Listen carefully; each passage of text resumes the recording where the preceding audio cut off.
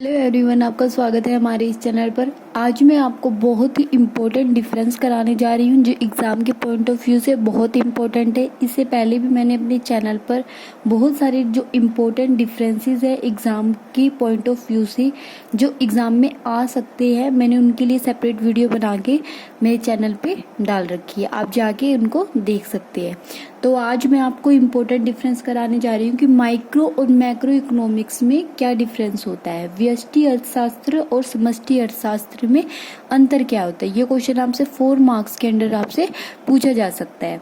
तो सबसे पहले मैंने आपको बता रखा है, जब भी आप डिफरेंस शुरू करते हो तो सबसे पहले आपको उनका मीनिंग लिखना होता है। सबसे पहले आप लिखोगे व्यष्टि अर्थशास्त्र क्या होता है, उसके बाद आप लिखोगे समष्टि अर्थशास्त्र क्या होता है। व्यष्टि अर्थशास्त्र क्या होता है, जिसमें एक व्यक्ति, एक फर्म और एक उद्योग का क्या किया जाए, अध्ययन किया जाए, उसे क्या कहते हैं हम, व्यष्टि अर्थशास्त्र। और समष्टि अर्थशास्त्र क्या होता है, जब हम संपूर्ण अर्थव्यवस्था के, उद्योग का और संपूर्ण अर्थव्यवस्था के व्यक्तियों की मांग का अध्ययन करते हैं, उन्हें हम क्या कहते हैं, समष्टि अर्थशास्त्र।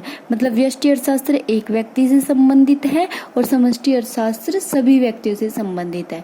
व्यष्टि अर्थशास्त्र एक उद्योग से संबंधित है, समष्टि अर्थशास्त्र संपूर्ण अर्थव्यवस्था के उद्योग से संबंधित है। मीनिंग समझ आ गया। उसके बाद जब आप डिफरेंस करते हो तो आपको क्या है, बेसिस लिखने होते हैं, उसके हिसाब से ही आपको क्या है, डिफरेंस लिखना होता है। तो फर्स्टली हम लिखेंगे बेसिस ऑफ अ डिफरेंस, कि आप किस बेस पे डिफरेंस कर रहे हो। उसके बाद माइक्रो इकोनॉमिक्स और मैक्रो इकोनॉमिक्स। फर्स्ट है हमारा स्कोप या क्षेत्र। व्यष्टि अर्थशास्त्र में एक व्यक्ति, एक गृहस्थ, एक फर्म अथवा एक उद्योग के स्तर पर दुर्लभता एवं चुनाव संबंधी समस्याओं का अध्ययन किया जाता है। कि इसमें क्या है, एक व्यक्ति, एक फर्म, एक उद्योग की सभी क्रियाओं का क्या किया जाता है, अध्ययन किया जाता है, सिर्फ एक व्यक्ति, ठीक है। और समष्टि अर्थशास्त्र में संपूर्ण अर्थव्यवस्था के स्तर पर, मतलब संपूर्ण अर्थव्यवस्था का क्या किया जाता है, समष्टि अर्थशास्त्र में अध्ययन किया जाता है, ठीक है। इसमें एक व्यक्ति, एक फर्म, एक उद्योग का अध्ययन किया जाता है, इसमें संपूर्ण अर्थव्यवस्था का अध्ययन किया जाता है। सेकंड पॉइंट है हमारा केंद्रीय समस्या या सेंट्रल प्रॉब्लम। व्यष्टि अर्थशास्त्र की प्रमुख समस्या है कीमत निर्धारण। इसमें क्या है, सबसे मेन जो समस्या आती है, जो प्रॉब्लम आती है, वो क्या है, कीमत निर्धारण कैसे की जाए। लेकिन समष्टि अर्थशास्त्र की प्रमुख समस्या क्या है, उत्पादन तथा रोजगार का निर्धारण, कि उत्पादन कैसे बढ़ाया जाए और रोजगार कैसे बढ़ाया जाए, ठीक है। ये है समष्टि अर्थशास्त्र की प्रॉब्लम। आप चाहे तो इस क्वेश्चन का स्क्रीनशॉट ले सकते हैं, क्वेश्चन इंपॉर्टेंट है। और थर्ड पॉइंट है आपका सरकारी हस्तक्षेप, गवर्नमेंट इंटरफेरेंस। व्यष्टि अर्थशास्त्र में सरकारी हस्तक्षेप कम होता है, क्योंकि इसमें एक व्यक्ति, एक फर्म, एक ही फर्म होती है, एक ही व्यक्ति होता है, एक ही व्यक्ति की मांग होती है, एक ही व्यक्ति की पूर्ति होती है। तो इसमें क्या है, गवर्नमेंट का कोई भी इंटरफेयर नहीं होता। और समष्टि अर्थशास्त्र में क्या होता है, समष्टि अर्थशास्त्र में सरकारी हस्तक्षेप अधिक होता है। क्यों होता है, क्योंकि क्या है, सभी संपूर्ण अर्थव्यवस्था को इसमें क्या है, सम्मिलित किया जाता है, इसलिए क्या है, गवर्नमेंट इस पर कंट्रोल रखती है। अगर गवर्नमेंट को लगता है कि समग्र मांग, मतलब समग्र मांग बढ़ रही है, तो भी वो क्या है, कुछ न कुछ उपाय के द्वारा उनको समग्र मांग को कम करने की कोशिश करती है। अगर उसे लग रहा है समग्र मांग कम है, तो उसको ज्यादा भी करने की कोशिश करती है। मतलब क्या है, समष्टि अर्थशास्त्र में गवर्नमेंट का इंटरफेयर होता है, लेकिन व्यष्टि अर्थशास्त्र में गवर्नमेंट का इंटरफेयर नहीं होता। उसके बाद है फोर्थ पॉइंट हमारा मान्यता या अजम्पशन।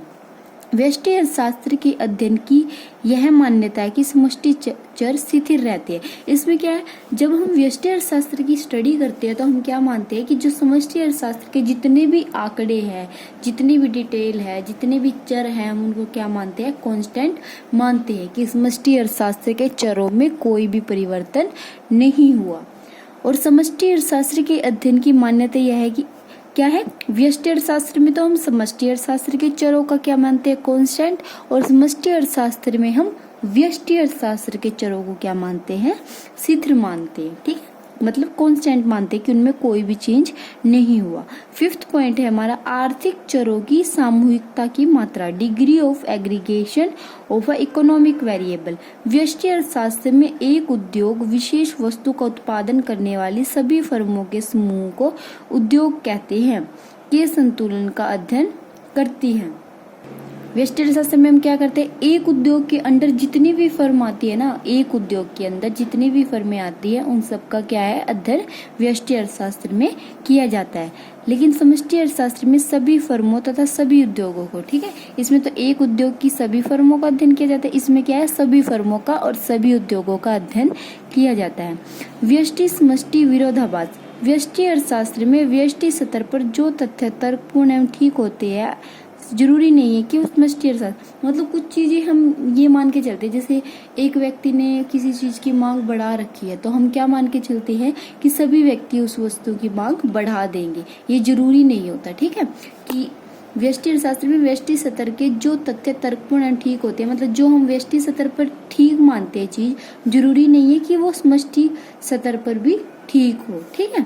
उसके बाद समष्टि अर्थशास्त्र में समष्टि स्तर पर जो तथ्य तर्कपूर्ण एवं ठीक होते हैं आवश्यक नहीं, मतलब क्या है, जो समष्टि अर्थशास्त्र पे चीजें ठीक होती है वो जरूरी नहीं व्यष्टि अर्थशास्त्र पे ठीक हो, और जो व्यष्टि अर्थशास्त्र की स्टेज पे हमें ठीक लगती है जरूरी नहीं कि वो समष्टि अर्थशास्त्र पे भी ठीक हो।